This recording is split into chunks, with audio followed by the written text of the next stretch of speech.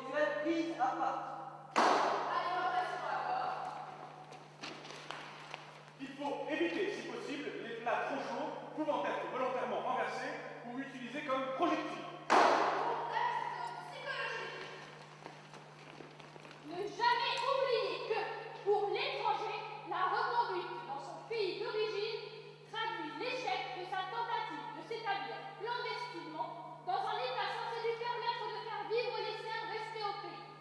Il est donc essentiel de lui démontrer les aspects positifs de son retour. Samedi 21 janvier 2006. Ce soir, papa est retourné voir l'assistante sociale de l'école. Hier, on a reçu la réponse à la lettre qu'elle a envoyée jeudi dernier. Il était écrit que pour faire une demande de régularisation, il fallait se présenter à la préfecture. Papa voulait lui demander ce qu'elle en pensait. Elle lui a dit que c'était un piège, qu'il ne fallait surtout pas y aller parce qu'on risquait de se faire arrêter dans la préfecture. Elle lui a dit C'est comme si vous vous jetiez dans la gueule du loup. elle connaît des gens qui se font expulser comme ça.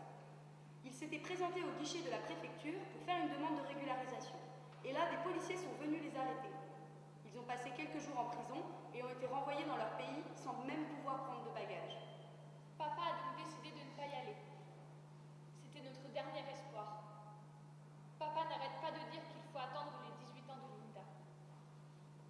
Quand elle aura ses papiers, ça nous aidera pour les nôtres.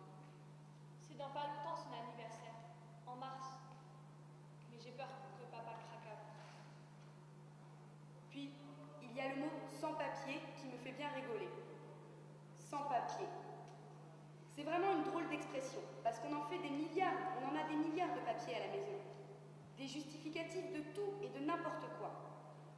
De loyer, de salaire, de paiement d'impôts. Toute notre vie tourne autour des papiers. Je vois souvent papa les trier, les classer, les ranger, les ressortir, les re-ranger. Ces papiers-là sont notre seule chance d'en avoir un jour des vrais. Papa les couvre comme une poule. Du coup, le terme sans-papier me paraît un peu ironique. Presque une mauvaise blague. Préfecture. Direction de la population et de la citoyenneté. Note. Aux agents des sections accueil,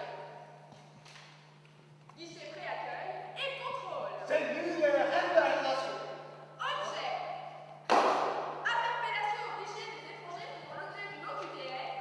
Obligation à quitter le territoire français. Notifié d'un APRF. Arrêté préfectoral de reconduite à la frontière.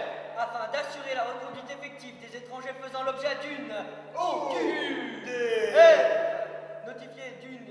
notifié depuis au moins un mois ou d'un OQTF. daté de moins d'un an, il a été décidé de procéder à l'interpellation Systématique. de ces catégories d'individus lorsqu'ils se présentent Spontanément. au guichet du bureau des étrangers. Vous trouverez ci-après la procédure à appliquer pour mener à bien ces interpellations. Ah, les étrangers susceptibles d'être interpellés au guichet. La procédure d'interpellation vise deux catégories d'étrangers en situation irrégulière définies ci-après. L'étranger faisant l'objet D'une. notifié depuis plus l'étranger à l'encontre de qui a été pris en daté de moins d'un an dans les Deux. cas, l'étranger se présente spontanément en préfecture, ce qui exclut l'hypothèse du déplacement sur convocation et dispose de son passeport en cours de validité. L'interpellation consécutive à la présentation de l'étranger au guichet pré-accueil. Lorsqu'un étranger se présente de sa propre initiative pour demander la régularisation de sa situation ou le réexamen de celle-ci, l'agent chargé du pré-accueil consulte l'AGDREF. Dans le cas où l'étranger en question appartient à l'une de deux catégories définies au paragraphe 1, Le schéma chronologique suivant est appliqué. l'étranger reçoit passeport à l'agent. L'étranger est invité à prendre place dans la salle d'attente. L'agent saisit le chef de la section éloignement.